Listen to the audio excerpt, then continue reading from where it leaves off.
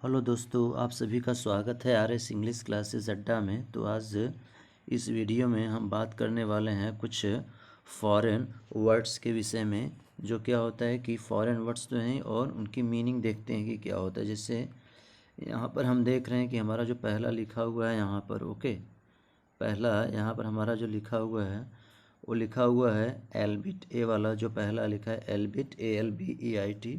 तो इसका मतलब क्या होता है एल्बिट का? ये जो है पहला हमारा एल्बिट का मतलब होता है आल्दो। और आल्दो का मीनिंग हम जानते हैं कि क्या होता है। आल्दो की मीनिंग हम जानते हैं कि यद्यपि होता है। ये जो पहला वाला था हमारा, तो ये हमारा ये फॉरेन वर्ड है और इसकी जो एक्सप्रेशन बनती है वो है आल्दो। आल्दो मतलब होता है हमारा यद्यपि, ओके। फिर सेकेंड वाला जो हमारा लिखा हुआ है यहाँ पर, यदि हम चलें सेकेंड की तरफ, तो सेकेंड हमारा लिखा हुआ है यहाँ पर, लिखा हुआ है एब इनिशियो।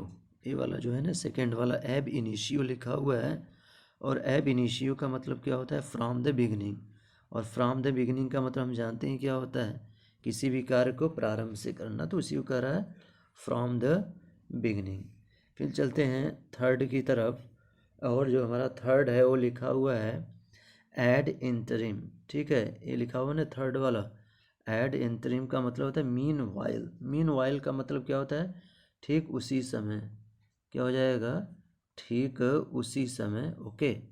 इसी को बता रहा है कि मीन वाइल। तो ये हमारा जो है वो है फॉरेन, ये हमारा वर्ड्स हैं। और कुछ एग्ज़ाम्स में इस तरह के क्वेश्चंस पूछे भी जाते हैं, जैसे TGT PGT या बाकी जो चीज़ें हैं जिसमें टीचर्स एग्ज़ाम्स की, तो ये क्वेश्चंस मैक्सिमम पूछे जाते हैं। और हमारा अगला इसमें है और वो लिखा हुआ है, और ऊपर चलें तो हम देख रहे हैं कि हमारा जो फोर्थ वाला ए, ओके, वो है हमारा एनिमस। एनिमस, ANIMUS। What is the meaning of this एनिमस? The meaning of एनिमस is bad intention. यहाँ पर बैड इंटेंशन का मतलब क्या होता है? जो बुरा जो इरादा है। इंटेंशन का मतलब क्या होता है? इरादा होता है।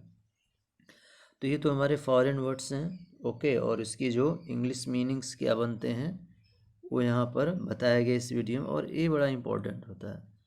और लिखा हुआ है पांचवा है, fifth one, alpha and omega. What is the meaning of alpha and omega? तो meaning of the alpha and omega is होता है फ्रॉम बिगनिंग टू एंड, यानी प्रारंभ से लेकर अंत तक। That is the meaning of this, okay. From beginning to end, that is the foreign this is phrase is what? Alpha and omega. Next one means number 6 is, चलते हैं। तो ये जो हमारा है लिखा है एलियास। तो मीनिंग ऑफ दिस होता है अदरवाइज, और अदरवाइज की जो हिंदी होती है वो होता क्या है? अन्यथा होता है इसका मीनिंग, ओके। और फिर ऊपर चलें इसके, तो अगला जो हमारा है यहाँ पर नंबर 7, नंबर 7 हमारा लिखा हुआ है carte blanche. Carte blanche, that is the number 7। और मीनिंग क्या होता है? फुल फ्रीडम ऑफ एक्शन, यानी कार्य करने की पूरी जो है आज़ादी है, उसी को कह रहा है ये जो, okay, full freedom of action. This is number 7। Now we come to the number 8, और ये भी इम्पॉर्टेंट होता है। और लिखा क्या है? Alter ego. What is the meaning of the alter ego? Alter ego means the bosom friend. Bosom friend का मतलब जो किसी का बहुत ही गहरा मित्र होता है उसको बोला जाता है। बॉजम की एक दूसरी मीनिंग भी होती है फास्ट। जैसे बोलते हैं ना, he is my fast friend, तो जस्ट लाइक। तो alter ego bosom friend. And number 9 is ad valorem. Ad valorem means होता है according to value. According to value का क्या मतलब होता है? किसी का जो वैल्यू है, यानी जो उसका इम्पोर्टेंस है, उसी के अनुसार, उसी को बता रहे according to value. And number 10 is bete noire. Bete noire का मतलब क्या होता है? एन ऑब्जेक्ट ऑफ डिसलाइक, यानी ऐसी कोई ऑब्जेक्ट जो थिंग है जिसको कि हम क्या करते हैं? पसंद नहीं करते हैं, तो उसी को कह रहा है an object of dislike. Number 11 is डेटेन्यू।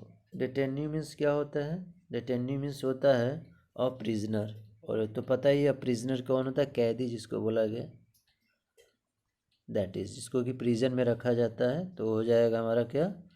Prisoner हो जाएगा। उसी को बोला है डेटेन्यू, DETENUE। अब थोड़ा ऊपर चलते हैं, और यदि ऊपर चलें तो हमारा जो अगला है यहाँ पर वो है हमारा नंबर 12, और नंबर 12 में हमारा है ए वाला जो है हमारा, इसको देख लेते हैं। और नंबर 12 पर है D tower. D tower means क्या होता है? Indirect way. And what is the meaning of indirect way? Indirect way का मतलब क्या होता है? प्रत्यक्ष रूप से नहीं, प्रत्यक्ष तरीके से नहीं। वे मतलब मैनर भी हो सकता है। ओके, तो वही बता रहा है कि डी टावर इनडायरेक्ट वे। और नंबर 13 हमारा लिखा है इलाइट, ELITE। इलाइट का मतलब होता है क्या? सेलेक्ट। ओके, सेलेक्ट होता है इसका मतलब चुनना, चूज़ करना। चूज़ करने का बराबर मीनिंग है यहाँ पर, बोला है सेलेक्ट। और नंबर 14 चलें तो लिखा है डिफैक्टो।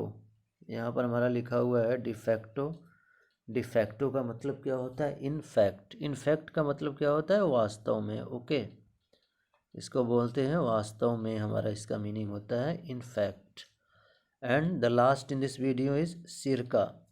सिरका the meaning is the about होता है, लगभग, जिसको कि बोला जाता है सिरका। Okay, so these are 15 very important foreign words and phrases.